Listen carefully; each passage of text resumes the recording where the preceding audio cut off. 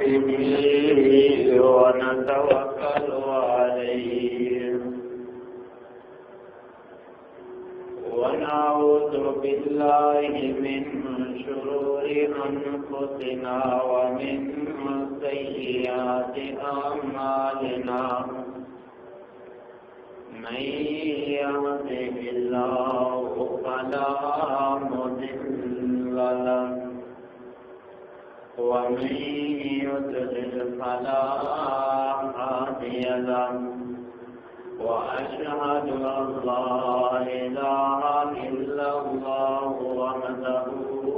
لا شريك له وأشهد أن محمدا عبده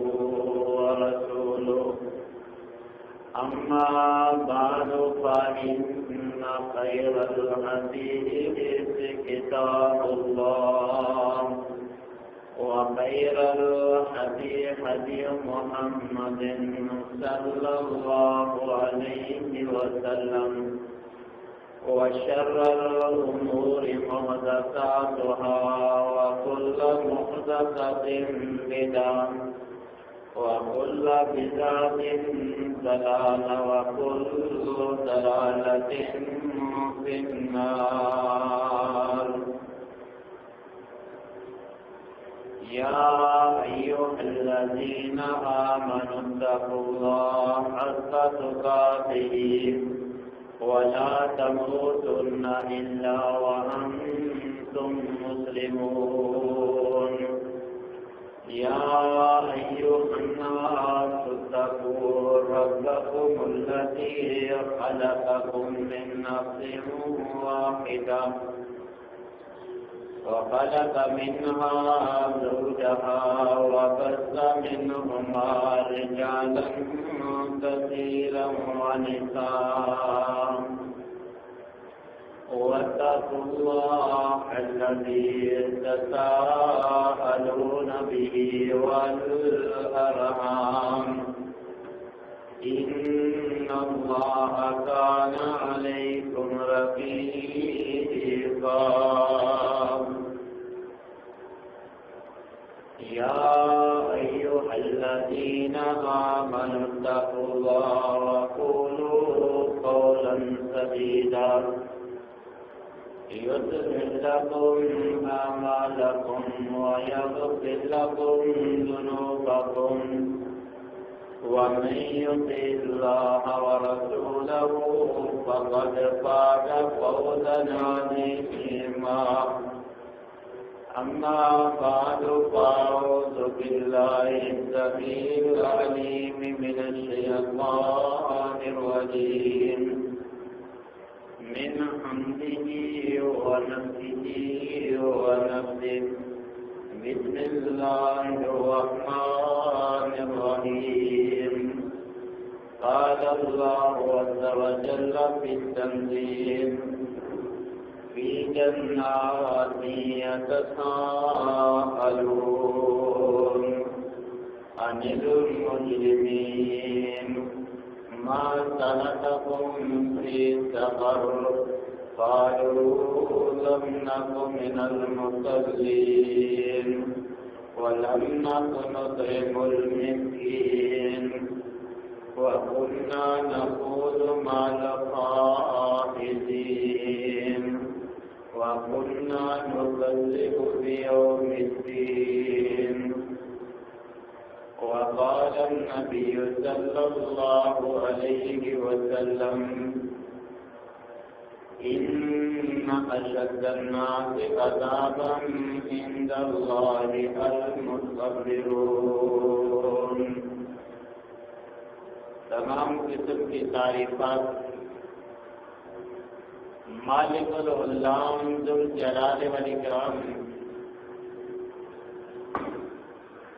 وحدہ لا شریک مالک کائنات اور خالق ارض و سما کے لیے لاکھوں کروڑوں درود و سلام اس ہستی اقدس و مقدس کے اوپر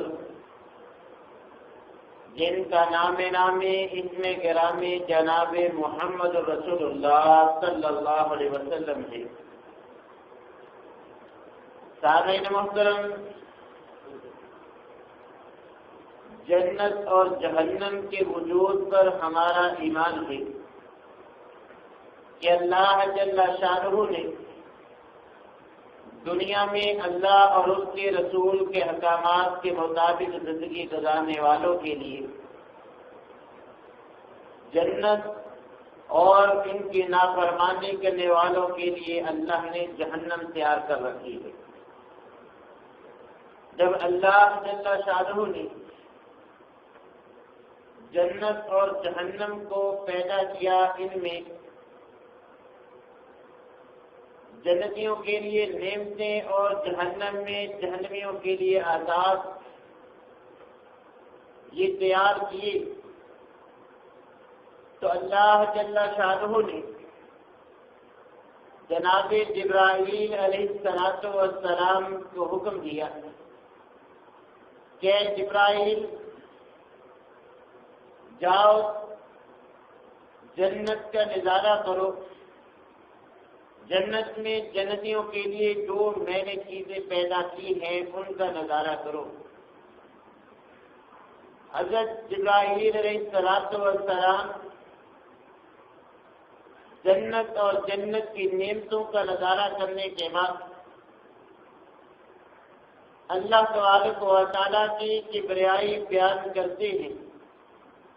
اور فرماتے ہیں کہ اللہ جنت تو اتنی عمدہ اور اس کی نعمت اتنی عمدہ، جو انسان بھی اس جنت کے بارے میں سنے گا وہ ضرور اس میں داخل ہوگا۔ اللہ تبارک و تعالیٰ نے فرشتوں کو حکم دیا کہ جنت کو مصیبتوں، آزمائشوں، کٹھن گھاٹیوں سے ڈھانپ دیا جائے۔ پھر جناب جبرائیل علیہ السلام کو دوبارہ حکم دیا کہ اے جبرائیل جاؤ دوبارہ جنت کو دیکھ کے آؤ۔ جب دوبارہ جنت کو مصائب و آلات میں گرا دیکھا، اللہ کی کبریائی بیان کرنے کے بعد جناب جبرائیل علیہ السلام فرماتے ہیں کہ اللہ تیرے بندوں میں سے تو کوئی بھی جنت میں نہ جا سکے گا۔ پھر اللہ تبارک و تعالیٰ نے جہنم کا منظر دیکھنے کا حکم دیا۔ جہنم اور اس کے ہولناک عذابوں کو دیکھ کر حضرت ابراہیم علیہ السلام اللہ کی کبریائی بیان کر کے اللہ تبارک و تعالیٰ کو فرماتے ہیں کہ اللہ یہ جہنم اتنی بری جگہ اور اس کے عذاب اتنے ہولناک، تیرا جو بندہ بھی اس جہنم کی ہولناکی سنے گا وہ اس میں داخل نہیں ہوگا، وہ ہر ممکن کوشش کر کے اس سے بچے گا۔ اللہ تبارک و تعالیٰ پھر فرشتوں کو حکم دیتے ہیں کہ جہنم کو خوش نما دل پسند چیزوں سے ڈھانپ دیا جائے۔ پھر دوبارہ جبرائیل علیہ السلام کو جہنم کو دیکھنے کا اللہ حکم دیتے ہیں۔ جناب جبرائیل علیہ السلام جب دوبارہ دیکھنے کے بعد اللہ کے پاس جاتے ہیں، اللہ کی کبریائی بیان کر کے اپنی رائے پیش کرتے ہیں کہ اللہ تیری مخلوق میں سے، انسانیت میں سے، تیرے بندوں میں سے کوئی بھی ایسا نہ ہوگا جو اس جہنم سے بچ سکے، کیونکہ جتنی لذت اور دل پسند کام ہیں وہ تمام انسان کو جہنم میں پھینکنے والے ہیں۔ لذت والے کاموں میں میں نے جہنم کو ڈانپے ہوئے دیکھا ہے۔ تو لوگ لذتوں کی خاطر، آسائشوں کی خاطر، فوائد کی خاطر یہ اعمال کریں گے تو یہ اعمال ان کو جہنم میں لے جانے کا سبب بنے گے۔ کوئی انسان بھی جو ہے وہ جہنم سے بچ نہ سکے گا۔ تو سامعین محترم، دوسری حدیث میں نبی کریم علیہ السلام نے یہی بات بیان فرمائی کہ اللہ تبارک و تعالیٰ نے جہنم کو آسائشوں میں راحت اور آرام والے کاموں میں ڈھانپ رکھا ہے، جبکہ جنت کا راستہ انتہائی کٹھن، مشکل لمحات، مصائب اور آلام سے گھرا ہوا۔ تو سامعین محترم، نبی کریم علیہ الصلوۃ والسلام نے اپنی زندگی میں ہمیں اس بات سے باخبر کیا کہ کوئی ایسا اچھا کام جو تمہارے جنت میں جانے کا باعث تھا، وہ میں محمد صلی اللہ علیہ وسلم نے تم کو بتلا دیا، اور فرمایا کہ کوئی ایسا کام جس کے کرنے والا جہنم میں جائے گا، اس سے بھی میں محمد صلی اللہ علیہ وسلم نے تمہیں باخبر کر دیا، تمہیں بتلا دیا۔ یعنی جو کام کرنے سے انسان کو جنت ملتی ہے وہ بھی آپ نے بتلا دی، جن کی وجہ سے انسان جہنم رسید ہوگا ان کے بارے میں بھی نبی صلی اللہ علیہ وسلم نے ہمیں باخبر فرمایا۔ تو اب ہم نے دیکھنا ہے کہ کتاب و سنت میں جن اعمال، جن خصائص کی بنا کر انسان کو اللہ جہنم رسید کریں گے، ہم ان سے مکمل اجتناب کریں تاکہ جہنم میں جانے سے بچ جائے۔ جن صفات کے حاملین یا جن کاموں کی بنا کر ان کے کرنے والوں کو جنت میں داخلہ ملے گا، ان کو اپنانے کی ہر ممکن کوشش کریں۔ جنت میں لے جانے والے اعمال میں سے چند اعمال آپ گزشتہ خطبات جماعت میں سن چکی ہیں۔ آج مختصر وقت میں ان اعمال، ان کاموں، ان چیزوں کا ذکر کروں گا جو کتاب و سنت کی روشنی میں جہنم میں لے جانے کا باعث ہیں، جہنم کے عذاب کا انسان کو مستحق ٹھہرا دیتی ہے۔ کتاب و سنت میں ویسے تو جہنمیوں کا ذکر کیا گیا تو جہنم میں جانے والے غیر مسلم ان کی کثرت بتلائی گئی کہ جو ہمیشہ ہمیشہ جہنم میں رہیں گے وہ کافر، مشرک، مرتد، منافق اور نبی کریم علیہ الصلوۃ والسلام پہ ایمان نہ لانے والے ہیں۔ مگر ہمیشہ ہمیشہ جہنمیوں کے ساتھ ساتھ جو کچھ مدت کے لیے، کچھ عرصے کے لیے یا اپنے گناہوں کی سزا بھگتنے کے لیے جہنم میں جائیں گے، ان کے بارے میں بھی کتاب و سنت ہمیں باخبر کرتی ہے۔ نبی کریم علیہ الصلوۃ والسلام نے چند چیزوں کی نشاندہی فرما دی کہ یہ جس انسان کے اندر پائی جائیں ایسا انسان جہنم اور عذاب جہنم کا مستحق ٹھہرے گا۔ نبی کریم علیہ الصلوۃ والسلام نے فرمایا کہ کسی کا حق غصب کرنا یہ ایسا عمل ہے جو انسان کو جہنم میں لے جاتا ہے۔ نبی کریم علیہ الصلوۃ والسلام نے فرمایا، ابو العاص رضی اللہ تعالیٰ عنہ سے حدیث کے راوی ہیں کہ نبی کریم علیہ الصلوۃ والسلام نے فرمایا جس انسان نے جھوٹی قسم اٹھا کر کسی کے حق کو غصب کر لیا،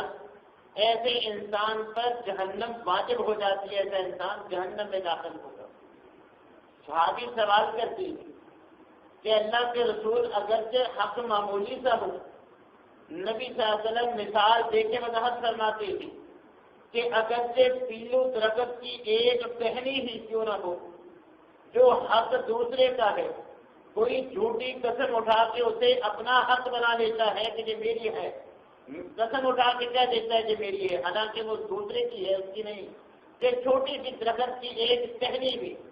یہ بھی کسی کا حق ہے، تو ایک قسم اٹھا کے اس کو اپنا حق بنا لیتا ہے، تو نبی صلی اللہ علیہ وسلم نے فرمایا یہ عمل بھی اس کو جہنم میں لے جائے گا۔ نبی کریم علیہ الصلوۃ والسلام نے فرمایا لا يدخل الجنۃ منان، کہ احسان جتلانے والا جو احسان کرتا ہے، احسان کرنا، کسی کی مدد کرنا یہ اچھا عمل ہے، مگر اس کے بعد وہ اس کو جتلا دیتا ہے کہ اگر میں تجھ پہ احسان نہ کرتا تو سوچ تیری کیا جو ہے وہ حالت ہوگی۔ تو جو احسان کو جتلاتا ہے، نبی صلی اللہ علیہ وسلم نے زبان رسالت سے فرمایا کہ ایسا انسان جنت میں داخل نہیں ہو سکتا۔ ولا آتن، اور فرمایا کہ والدین کا نافرمان یہ انسان بھی جنت میں داخل نہیں ہو سکتا، اور فرمایا ولا مدمن خمر، اور نہ شراب نوشی کرنے والا جنت میں داخل ہوگا۔ ظاہری بات ہے جب یہ تینوں قسم کے تینوں صفات کے حاملین جب جنت میں داخل نہیں ہوں گے تو ان کا ٹھکانہ جہنم ہے۔ لہذا احسان جتلانے والا، والدین کی جائز کاموں میں اطاعت نہ کرنے والا، نافرمانی کرنے والا، ان کے ساتھ برا سلوک کرنے والا اور شراب نوشی کرنے والا، یہ انسان ان اعمال کی بنا پر جہنم میں جائیں گے۔ اسی طرح نبی کریم علیہ السلام نے فرمایا آج ہمارے معاشرے میں اس عمل کی کثرت ہے، ہم اس کو گناہ نہیں سمجھتے۔ انشاءاللہ آئندہ خطبات میں ایک جمعہ مستقل اسی عمل پہ ہوگا۔ نبی صلی اللہ علیہ وسلم نے فرمایا آخری زمانے میں ایسے لوگ بھی آئیں گے کہ جو کبوتر کے کوٹے کی طرح سیاہ تیزاب استعمال کریں گے، ایسے انسان جنت کی خوشبو تک کو نہ پائیں گے۔ بالوں کو کالا کرنا، بال کالے کرنا ہمارے معاشرے میں عام چلتا ہے، اس میں کتاب و سنت کی بڑی وعید ہے، یہ صریح طور پر صراحتاً یہ عمل حرام ہے۔ اس کی تفصیل انشاءاللہ آئندہ خطبات میں آئے گی۔ نبی صلی اللہ علیہ وسلم نے فرمایا کہ جو اپنے بالوں کو کالا رنگ کرتا ہے ایسے انسان جنت تو دور کی بات، جنت کی خوشبو تک کو نہ پا سکیں گے۔ اور جنت کی خوشبو وہ 50,000 سال جنت سے مسافت تک جو ہے وہ آتی ہے، یعنی 50,000 سال تک بندہ جنت سے چلتا رہے، سوار گھڑ سوار سے جتنا سفر طے کرے گا اتنی دور تک جنت کی خوشبو آتی ہے۔ مگر جو سیاہ رنگ کا خضاب استعمال کرتے ہیں، اپنے داڑھی یا سر کے بالوں کو کالا کرتے ہیں، وہ جنت کی اتنی دور تک بھی جو ہے وہ نہیں پہنچ سکیں گے۔ اسی طرح نبی کریم صلی اللہ علیہ وسلم نے فرمایا لا يدخل الجنت قاطع، رشتوں کو توڑنے والا، قطع رحمی کرنے والا، جو حقیقی رشتے ہیں ان کا پاس نہ رکھنے والا، ایسا انسان بھی جنت میں داخل نہیں ہو سکتا۔ ایسے انسان کا ٹھکانہ بھی جہنم ہے۔ آج ہم معاشرے میں ہماری حالت کیا ہے؟ معمولی بات سے رشتے ناطے کو توڑ دیتے ہیں، ذرا بھی نہیں سوچتے کہ اس کے ساتھ میرا کتنا قریبی جو ہے وہ رشتہ ہے۔ بس چھوٹی سی بات پہ غصہ آیا کہ میں نے اس کو جو ہے وہ اتنی گالیں کی، اس نے اٹینڈ نہیں کی، اس نے فون پہ مجھ سے بات کرنا دوبارہ نہیں کی، آئندہ نہ اس سے بات کروں گا نہ اس کو فون کروں گا، چھوٹی سی بات پہ ناراضگی، رشتے داری ختم۔ اور اسی طرح دوسری چھوٹی باتوں پہ میں نے دعوت دی جب میرے فلاں خوشی اور غمی میں یہ نہیں آیا تو آج کے بعد میں اس کی خوشی غمی پہ نہیں جاؤں گا۔ تو نبی صلی اللہ علیہ وسلم نے فرمایا لا يدخل الجنت قاطع، رشتے داری کو قطع کرنے والا، توڑنے والا جنت میں نہیں جا سکتا، ایسے انسان کا ٹھکانہ بھی جہنم ہے۔ اسی طرح نبی کریم علیہ السلام نے فرمایا لا يدخل الجنت من لا یامن جارہ بوائقہ، ایسا انسان بھی جنت میں نہیں جا سکتا جس کا ہمسایہ اس کی شرارتوں سے، اس کے سر سے امن میں نہ ہو، جس کی شرارتوں سے، جس کے برے اخلاق سے، برے اعمال سے اس کا ہمسایہ تنگ ہے۔ ہمسائے کو تنگ کرنے والا انسان بھی نبی صلی اللہ علیہ وسلم نے زبان رسالت سے فرمایا کہ ایسا انسان جنت میں نہیں جا سکتا، ایسے انسان کا ٹھکانہ بھی جہنم ہے۔ اسی طرح نبی کریم علیہ السلام نے فرمایا کہ لا يدخل الجنت قطاع، چغل خور وہ بھی جنت میں نہیں جا سکتا، اس کا ٹھکانہ بھی جہنم ہے۔ معراج کا واقعہ بیان کرتے ہوئے نبی صلی اللہ علیہ وسلم نے فرمایا میں نے جہنم کے نظائر میں ایک ایسا منظر بھی دیکھا کہ لوگوں کے ناخن تانبے کے ہیں، وہ اپنے چہروں کو، اپنے سینوں کو نوچ رہے ہیں۔ میں نے جبرائیل علیہ السلام سے پوچھا کہ کون لوگ ہیں؟ بتلایا گیا کہ یہ وہ لوگ ہیں جو دنیا میں چغل خوری کیا کرتے تھے۔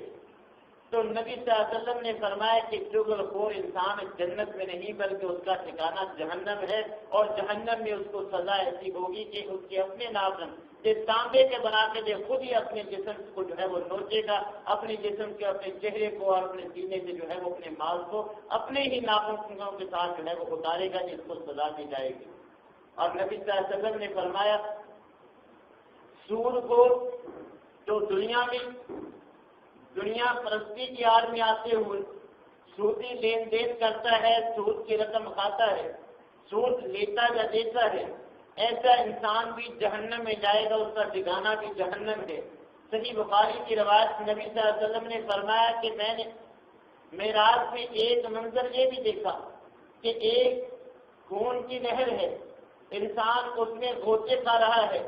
باہر نکلنے کی کوشش کرتا ہے، جب کنارے کے قریب آتا ہے تو اس کے منہ پہ جو ہے وہ پتھر مار دیا جاتا ہے، پھر وہ اس نہر کے درمیان میں چلا جاتا ہے۔ میں نے پوچھا یہ کون بد نصیب ہے جن کو یہ سزا کے عذاب دیا جاتا ہے؟ مجھے جبرائیل علیہ السلام نے بتلایا کہ یہ سود کھانے والے سود خور ہیں، جن کو جہنم میں اس انداز میں اللہ تبارک و تعالیٰ سزا دیتی ہے۔ اسی طرح نشہ کرنے والوں کے بارے میں نبی صلی اللہ علیہ وسلم نے فرمایا، حضرت جابر رضی اللہ تعالیٰ عنہ اس حدیث کے راوی ہیں کہ جو دنیا میں نشہ کرتے ہیں ان کو اللہ تبارک و تعالیٰ کل جہنمیوں کا پسینہ پینے کو دیں گے، ان کو جہنمیوں کا پسینہ پلایا جائے گا۔ اور خودکشی کسی مصیبت یا کسی دوسری وجہ سے غصے میں آ کر اپنی جان خود ختم کر لینا، جس کو خودکشی کہتے ہیں، یہ بھی ایسا عمل ہے جو انسان کو جہنم میں لے جاتا ہے۔ اور اس کا نبی صلی اللہ علیہ وسلم نے جو جہنم میں اس کی حالت بیان کی کہ جس انداز میں کوئی انسان خودکشی کرتا ہے وہ عمل وہ جہنم میں ہمیشہ جو ہے وہ کرتا رہے گا۔ جس نے چھری مار کے یا اسلحہ کے ساتھ اپنے کو ختم کیا،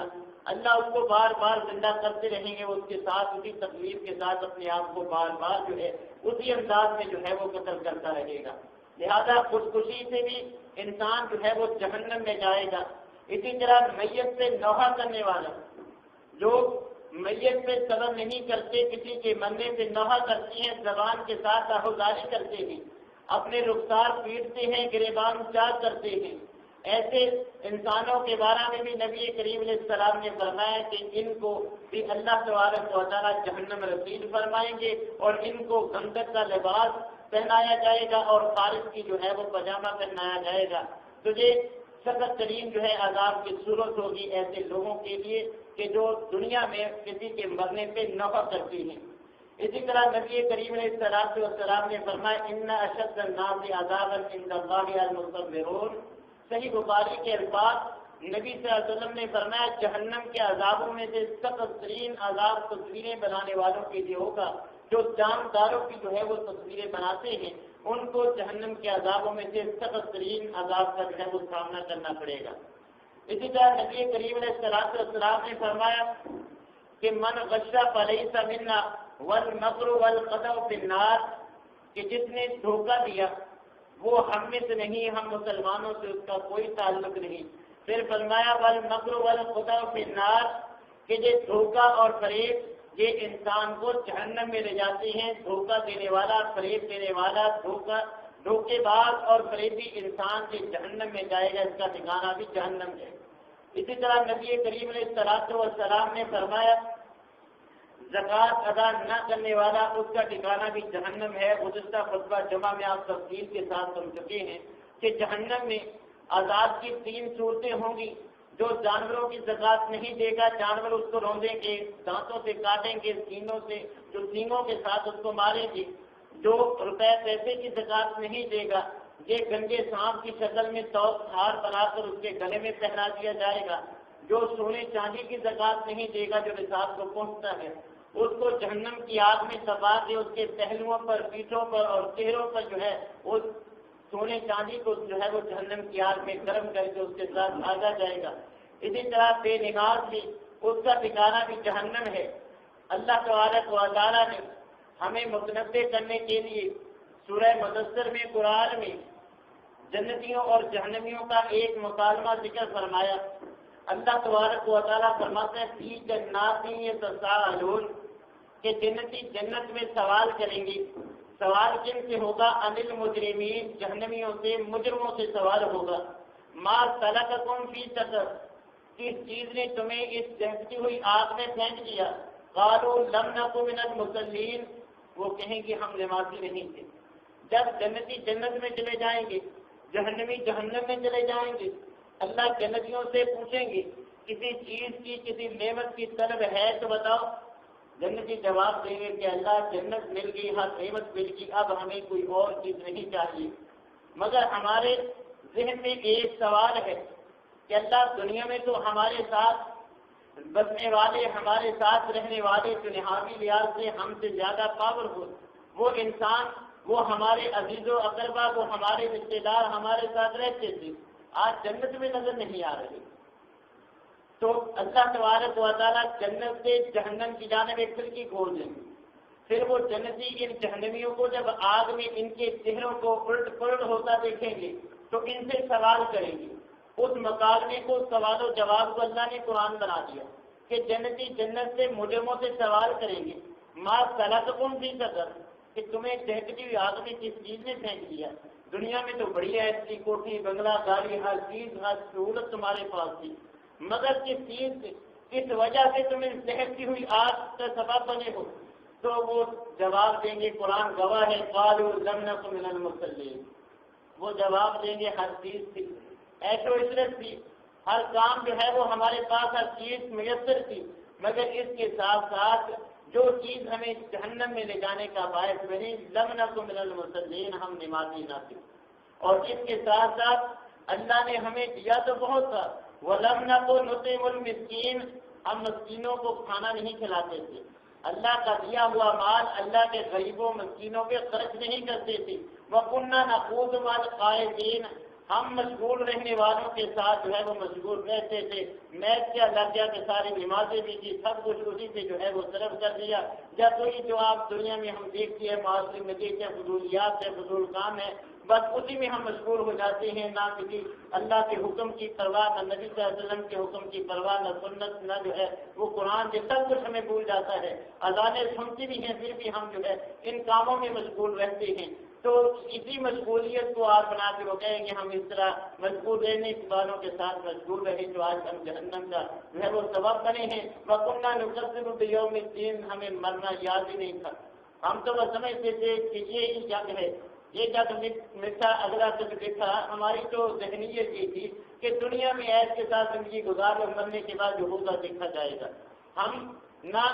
مرنے کے بعد اٹھنے سے گھبراتے تھے، نہ اس کو ذہن میں رکھ کے اپنی دنیا سنوارتے تھے. ان چیزوں کی وجہ سے، ان کاموں کی وجہ سے آج ہم جہنم کی آگ میں، دہکتی ہوئی آگ میں جو ہے وہ سڑ رہے ہیں. تم جنت کے مزے لے رہے ہو. تو اسی طرح لوگوں کے ساتھ اچھا سلوک نہ کرنا، لوگوں کے جو حقوق اپنے اوپر عائد ہوتی ہیں وہ ادا نہ کرنا، ایسا عمل ہے جو انسان کو جہنم میں لے جاتا ہے. اگرچہ انسان نیک اعمال کرتا بھی ہو، مگر پھر بھی اگر وہ دوسروں کا حق جو اس کے ذمہ عائد ہوتا ہے وہ ادا نہیں کرتا، تو اس کی جو نمازیں، روزے، حج، زکوٰۃ، نوافل، جو صدقات، خیرات بھی اسے جنت میں نہیں لے جا سکتے، بلکہ اس کا ٹھکانہ جہنم ہے. صحیح مسلم کی روایت ہے، نبی کریم علیہ السلام نے فرمایا اتدرون ما المفلس، کہ صحابہ تم جانتے ہو مفلس، تنگ دست، کنگلا، کنگال، فقیر کون ہے؟ تو صحابہ جواب دیتے ہیں المفلس فینا من لا درہم لہ ولا متاع، کہ اللہ کے رسول ہماری نظر میں تو مفلس، تنگ دست، کنگلا، کنگال، فقیر وہ ہے جس کے پاس دنیا کا مال و متاع کم ہو، درہم و دینار کم ہو، جس کے پاس رہنے کے لیے، کھانے پینے کے لیے کچھ نہ ہو، اس کو ہم فقیر اور کنگلا کنگال سمجھتے ہیں. نبی صلی اللہ علیہ وسلم نے فرمایا نہیں، ام المفلس من امتی من یاتی یوم القیامہ، میری امت میں سے حقیقی طور پر مفلس، تنگدست، فقیر، مسکین وہ ہے من یاتی یوم القیامہ، جو اللہ کے دربار میں قیامت کے روز اس حالت میں آئے گا. ذرا غور سے سنیں، یہ اللہ کے دربار میں آنے والا کہ چور، ڈاکو، زانی، شرابی، یہ اللہ کے احکام کو نظر انداز کرنے والا نہیں، بلکہ نبی صلی اللہ علیہ وسلم نے فرمایا میں یاتی یوم القیامہ بصلاۃ و صدقۃ و زکوٰۃ، کہ یہ آنے والا نمازیں پڑھنے والا نمازی ہے، زکوٰۃ دینے والا، حج کرنے والا، یہ نیک اعمال کرنے والا ہے. اللہ کے دربار میں بڑی خوشی سے جو ہے وہ آ رہا ہے، میں نے بڑی نیکیاں کی، بڑے حج کیے، بڑے جو ہے وہ صدقات خیرات کے لمبے لمبے جو ہے وہ میرے جو ہے وہ قصیدے، اور اس حالت میں اللہ کے ہاتھ جو ہے وہ دربار میں پیش ہوگا. نبی صلی اللہ علیہ وسلم نے فرمایا کہ ایک دائی، ایک سوال کرنے والا اللہ کے دربار میں ایک کھڑا ہو جائے گا، اور اللہ سے درخواست کرے گا کہ اللہ کے حاجی صاحب نیکیاں تو اس کی بڑی ہیں مگر اس نے میرا فلاں حق مارا تھا، نبی صلی اللہ علیہ وسلم نے فرمایا اس کی نیکیوں میں سے اس کو حصہ دے دیں گے۔ پھر دوسرا کھڑا ہو جائے گا کہ اللہ اس نے مجھے دعوی کی تھی، اس کی نیکیوں میں سے اللہ اسے بھی دے دیں گے۔ پھر تیسرا کہے گا اس نے مجھے جو ہے وہ فلاں میری جو ہے وہ اچھی عزت کی تھی، میری جو ہے وہ بےزتی کی تھی، میرا فلاں حق دبایا تھا، میری فلاں جگہ سے جو ہے فلاں رقم اس نے جو ہے وہ واپس نہیں کی تھی۔ جس انداز میں لوگوں کے حقوق اس نے غصب کیے ہوں گے، نبی صلی اللہ علیہ وسلم نے فرمایا لوگوں کے اللہ تبارک و تعالیٰ دعوے پر اس کی نیکیاں ان کو دیتے جائیں گے۔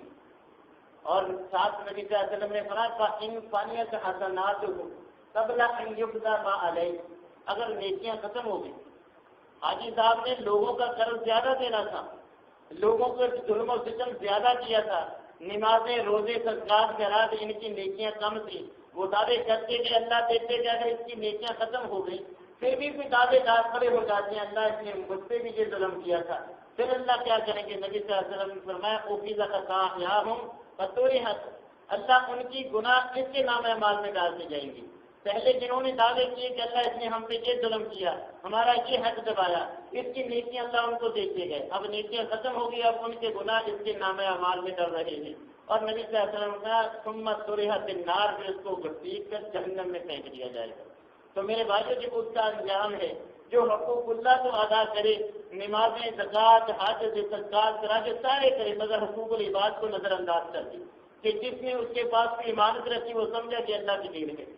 جو اس کو جو ہے وہ کوئی پیسے اس سے لینے ہیں وہ کہتا ہے کہ یہ جو ہے وہ ہر کوئی جو ہے وہ دوسروں کے پیسے دبائے کھاتے ہیں، اگر میں نے دبا دیے تو کیا ہو گیا، یہ حکمران کتنا کھاتے ہیں، اگر میں نے کسی کے اتنے کھا لیے تو کیا ہو گیا، سبھی جس کا دار لگتا ہے کون چھوڑتا ہے، تو میں کیوں اس کو دوں۔ تو اس قسم کا آدمی اگر نمازیں بھی پڑھے، زکوٰۃ صدقات خیرات ساری نیکیاں اس کے پاس ہوں، تو اللہ کل قیامت کے دن لوگوں کے دانوں پہ یہ سارا جو ان کو دے دیں گے، ان کے گناہ اس کے ذمہ دار کے نبی صلی اللہ علیہ وسلم نے فرمایا کہ جہنم میں پھینک دیا جائے گا۔ میری امت میں سے مخلص ترین انسان یہ ہے بیچارہ، جو نیکیاں بھی کرتا گیا اجر دوسرے لے گیا اور اس کا ٹھکانہ پھر جہنم ہے۔ تو اس لیے میرے بھائیوں اگر ہم چاہتے ہیں ہماری نمازیں ہمارے یہ نیک اعمال ہمیں فائدہ دیں، ہمیں جنت میں لے جانے کا باعث بنے، تو ہمیں حقوق اللہ کے ساتھ ساتھ حقوق العباد کی بھی پرواہ کرنی چاہیے۔ اور اسی طرح ہم نے معاشرے میں دیکھا ہے کہ ہمارے معاشرے میں ایسے مسلمان بھی ہیں جو ہر سال حج کو تو جاتے ہیں، مگر 5,000 کسی کا دینا ہے وہ سال ہر سال سے ادا نہیں کرتے، ٹال مٹول ہیلے بہانے، تو ایسے حج اور ایسے صدقات خیرات اس کو کوئی فائدہ نہیں دے سکتے۔ تو ان اعمال کو بیان کرنے کا مقصد یہ ہے کہ نبی صلی اللہ علیہ وسلم نے ہمیں ایسے اعمال سے باخبر کر دیا جو ہمارے جہنم میں لے جانے کا باعث ہیں۔ اب ان اعمال کو جن کو میں نے مختصراً آج جو ہے وہ بیان کیا ہے، اگر ہم ان سے بچیں گے تو جہنم سے بچ جائیں گے، اگر یہ اعمال ہمارے اندر پائے گئے تو ہمارا ٹھکانہ بھی جہنم ہوگا۔ اللہ تبارک و تعالیٰ سے دعا ہے کہ اللہ تعالیٰ ہمیں ایسے اعمال اپنانے کی جو جنت میں لے جانے کا باعث ہے توفیق عطا فرمائے، اور ایسے اعمال سے بچنے کی توفیق عنایت فرمائے جو انسان کو جہنم میں لے جانے کا باعث ہیں۔ وآخر دعوانا الحمد للہ رب العالمین۔ إن الحمد لله نحمده ونستعينه ونستغفره ونؤمن به ونتوكل عليه ونعوذ